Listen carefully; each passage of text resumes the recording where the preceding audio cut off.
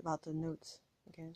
Um, and this is a Persian sitar, and in Persian music, and also in Turkish and Arabic music, there's notes that aren't in the Western, like the European system of music. So there's notes that don't exist, and they're semitones. It's microtonal. So, um, like we recognize that as like a fourth or whatever in Western music, but then there's a note below that that is not used in Western, like European Mm-hmm. style music, like that, we would know in like the US, or it's very close. It may sound a bit out of tune, but it's actually the right note. And so there's like Persian music has what's known as the Radif, uh, which is like a complete collection of different gouches, and um, it's basically like it's an analogous or analogous to the Western system of scales, and like, but the Persian system is different, and no one's really sure what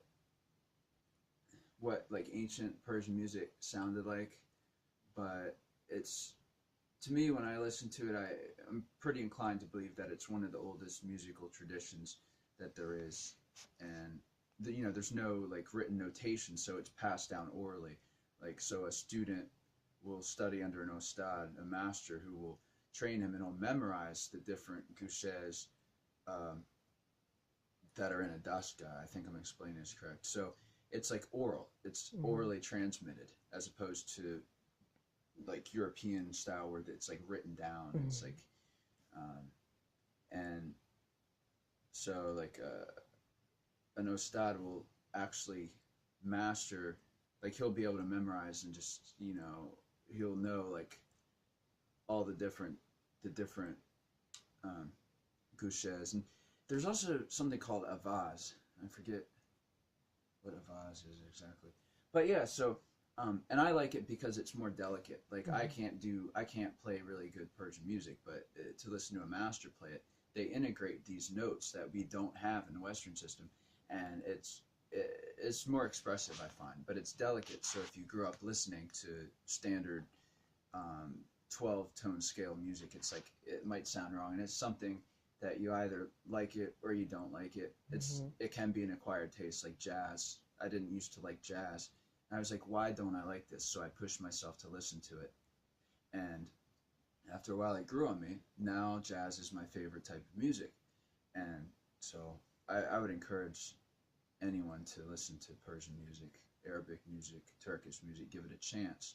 See if if you can expand your way of hearing music. And for me, I find too it's closer to the sounds that we hear in the purely natural world. So you can hear like the birds singing, for example, or the cadence of a waterfall. A lot of times these things don't completely match up with a set system of musical notation that we're familiar with. So these semitones, it adds more to the standard uh, system of music that most people in the Western world grew up listening to.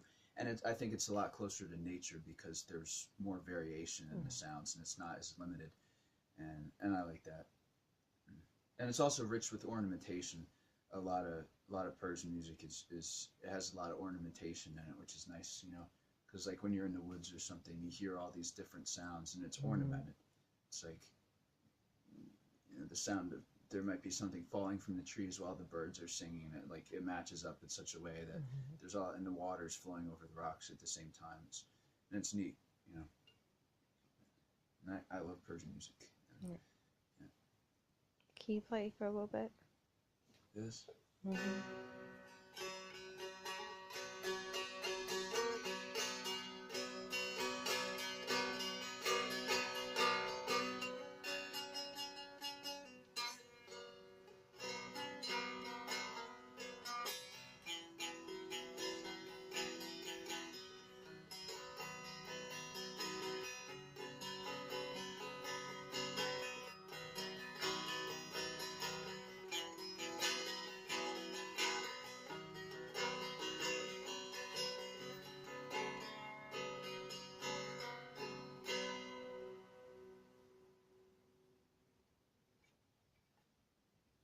I didn't really use the microtone.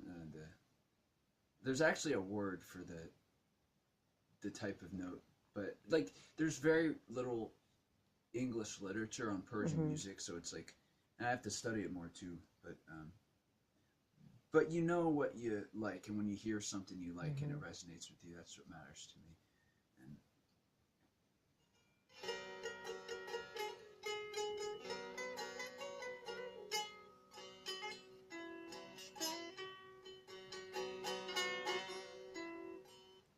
all right, yeah. Okay.